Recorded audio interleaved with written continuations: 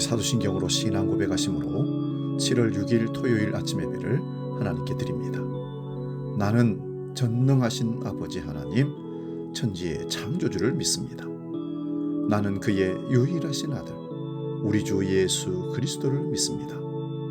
그는 성령으로 잉태되어 동정녀 마리아에게서 나시고 본디오 빌라도에게 고난을 받아 십자가에 못 박혀 죽으시고 장사된 지 사흘 만에 죽은 자 가운데서 다시 살아나셨으며 하늘에 오르시어 전능하신 아버지 하나님 우편에 앉아 계시다가 거기로부터 살아있는 자와 죽은 자를 심판하러 오십니다. 나는 성령을 믿으며 거룩한 공교회와 성도의 교제와 죄를 용서받는 것과 몸의 부활과 영생을 믿습니다. 아멘.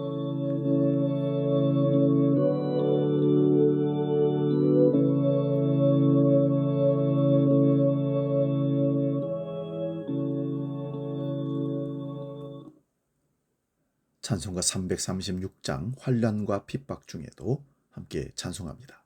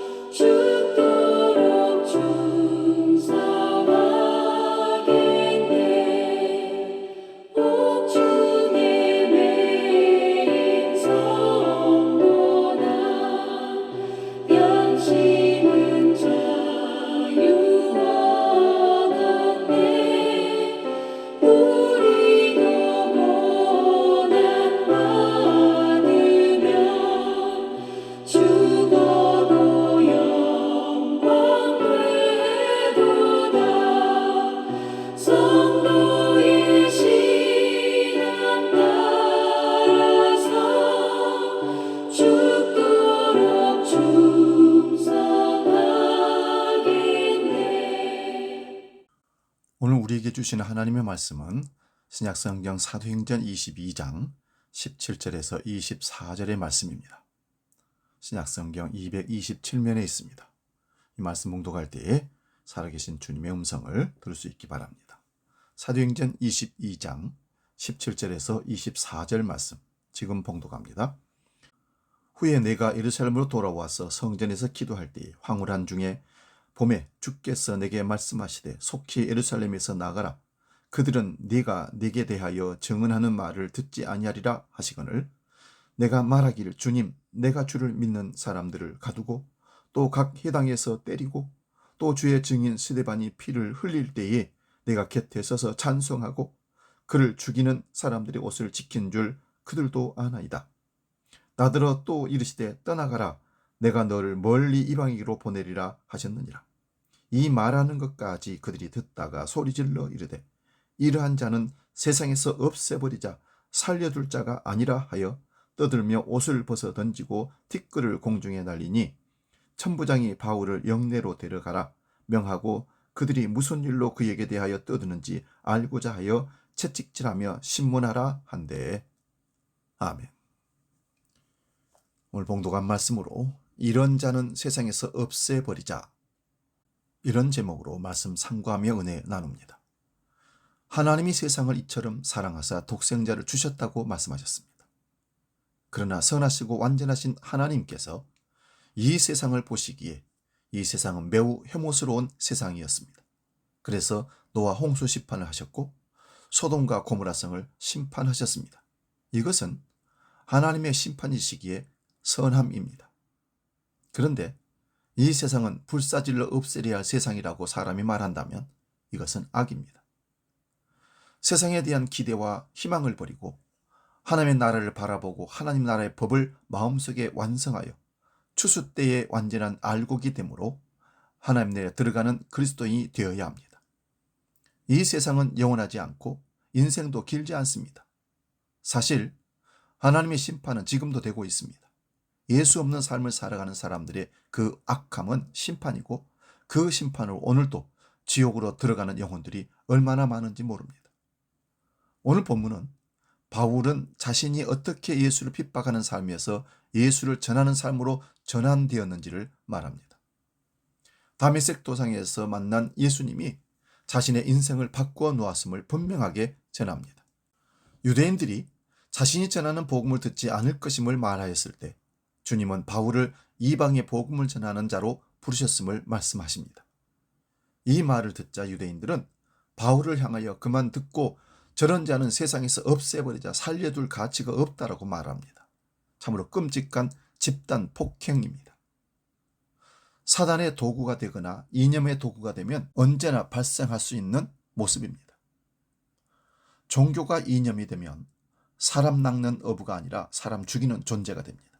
그러자 천부장이 바울을 데리고 가서 채찍질하며 신문하라고 합니다. 그러자 군인들이 바울을 가죽줄로 매는 것입니다. 이때 바울은 자신이 로마 시민인 것을 백부장에게 밝힙니다. 그 얘기를 듣고 놀란 백부장은 천부장에게 말하고 천부장은 바울의 시민권의 존재를 확인합니다. 천부장은 바울이 남에서부터 로마 시민권자였음을 알고 두려워합니다. 로마 시민에 대한 재판은 식민지 백성들의 재판과 다르기 때문에 그렇습니다. 바울은 로마 시민권자인 자신의 신분을 숨기고 복음을 지금까지 전했던 것입니다. 그리고 마지막 로마에 가서 복음을 전하기 위하여 자신의 신분을 기꺼이 드러냅니다. 바울의 이러한 행동은 불의한 태도에 대한 비판입니다. 또한 복음을 전하기 위한 바울의 순결성입니다.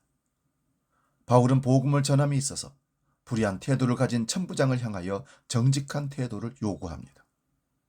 불의함에 대하여 사랑으로 저항하는 것은 매우 필요한 자세라고 봅니다. 그렇지 않으면 자신이 하는 일이 옳다고 생각합니다. 이건 역시 불의를 방치하는 일입니다. 침묵이 항상 옳지 않습니다. 침묵은 때로 자신의 자유를 축소시키는 상황을 만들기도 합니다. 또한 복음 앞에 순결함이 필요합니다. 우리가 사는 시대는 스펙이 중요한 시대가 되었습니다.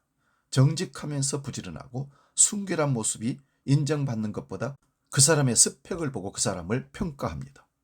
그래서 모두가 가면을 쓰고 살고 있습니다. 이렇듯 정직한 그리스도인으로 살기에 쉽지 않은 세상입니다. 그렇지만 더욱 믿음의 자리에서 견고함이 우리에게 필요합니다. 세상적 스펙에 대항할 수 있는 영적 능력을 키울 수 있어야 합니다. 그래야 쓰러지고 넘어져도 절망하지 않고 주님의 인도하심을 따라 살 수 있습니다. 합력하여 선을 이루시는 주님을 우리는 확신합니다. 오늘도 믿음의 주여 우리를 온전케 하신 이인 예수를 바라보자. 히브리서 12장 2절에 말씀하는 것처럼 예수 그리스도를 바라봄으로 오늘 신앙으로 당당하고 정직함으로 앞길을 개척하며 믿음의 승리의 주를 향해서 달려가는 우리 모두가 될 수 있기를 주의 이름으로 축원드립니다. 기도하겠습니다. 아버지 하나님, 예수 그리스도를 반대하고 대항하는 그리스도인들을 핍박하는 자들은 저런 자들을 세상에서 없애버리자고 공포감을 조성하며 우리에게 핍박하며 달려듭니다. 그럴 때에도 우리는 정직함으로 하나님의 능력을 믿고 당당하게 외치고 그들 앞에 귀죽고 주눅드는 것이 아니라 오히려 더 용감하게 담대하게 하나님의 능력을 선포하며 달려가는 믿음에 살아있는 백성들 다 되게 하여 주시옵소서. 초대교회 성도들이 이와 같은 핍박을 당했을 때도 두려워하지 않고 당당함을 유지했던 것은 주님께서 우리와 함께 하시고 우리가 믿음의 주를 바라보기 때문이라 말씀합니다. 오늘 우리도 주님을 바라봄으로 모든 전쟁에서 싸움에서 이기신 십자가의 권능을 의지하고 지금의 삶을 살아낼 수 있도록 우리를 이끌어 주시옵소서. 이제 주기도록 기도합니다. 하늘에 계신 우리 아버지, 아버지의 이름을 거룩하게 하시며 아버지의 나라가 오게 하시며 아버지의 뜻이 하늘에서와 같이 땅에서도 이루어지게 하소서. 오늘 우리에게 일용할 양식을 주시고 우리가 우리에게 잘못한 사람을 용서하여 준 것 같이 우리 죄를 용서하여 주시고 우리를 시험에 빠지지 않게 하시고 악에서 구하소서. 나라와 권능과 영광이 영원히 아버지의 것입니다. 아멘.